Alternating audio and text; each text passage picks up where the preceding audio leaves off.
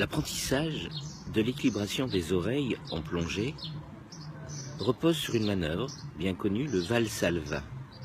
Mais il faut la faire doucement, très doucement.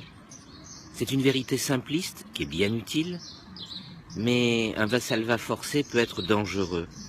C'est ce dont nous allons parler, savoir équilibrer doucement ses oreilles, et pas seulement par le Valsalva. Alors, nous ne sommes pas tous égaux, ça nous le savons.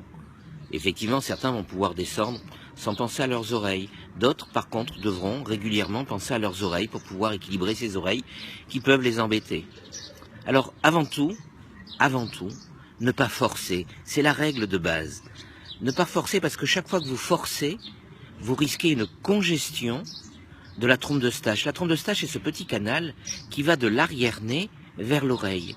Et cette trompe d'Eustache, elle permet d'équilibrer l'air en faisant passer l'air du nez vers l'oreille. Vous connaissez le Valsalva, hein? Vous pincez le nez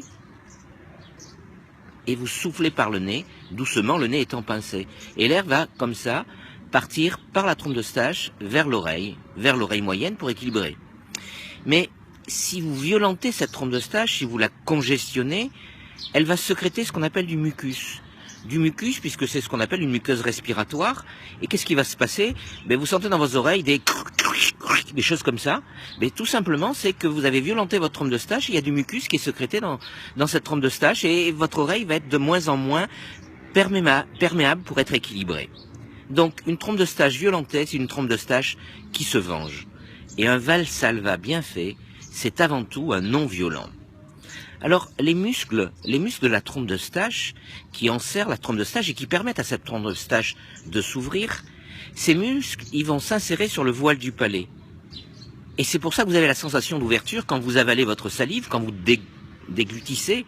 Donc, quand vous avalez votre salive, vous sentez un petit claquement parfois dans l'oreille. C'est tout simplement qu'il y a de l'air qui est passé de l'arrière-nez vers l'oreille, tout simplement par l'ouverture des muscles de la trompe d'Eustache, parce que ces muscles de la trompe d'Eustache, ils s'insèrent sur le voile du palais, ce qui explique que quand j'avale, quand je fais bouger ma mâchoire, quand je recule ma langue, effectivement, j'ouvre ma trompe d'Eustache.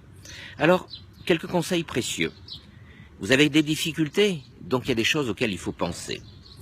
Avant tout, quand vous vous immergez, faites plutôt un phoque qu'un canard. Le phoque est moins traumatisant pour l'équilibrage des oreilles. Deuxièmement, descendez plutôt la tête en haut, le long du bout de l'ancre si vous avez des difficultés. Parce qu'effectivement, quand vous avez la tête en haut, vous avez moins de problèmes que la tête en bas. Évitez les yo-yo en troisième. Évitez les yo-yo parce que chaque fois que vous allez répéter vos manœuvres pour équilibrer, parce que vous montez, vous descendez, il n'y a pas de secret, vous congestionnez votre trompe d'Eustache et on a vu tout à l'heure qu'est-ce qui se passait quand on congestionnait sa trompe d'Eustache. Et dernièrement, en tant que conseil, privilégiez des manœuvres dites passives ou des manœuvres dites semi-actives et non pas un Valsalva violent. Alors les manœuvres passives, c'est la déglutition, le mouvement de la mâchoire, le fait de bâiller. Hein. Alors dans l'eau, on ne peut pas bâiller bien sûr, mais vous pouvez mobiliser votre mâchoire dans l'eau, comme je suis en train de faire. Ça peut aider effectivement votre oreille à passer plus facilement.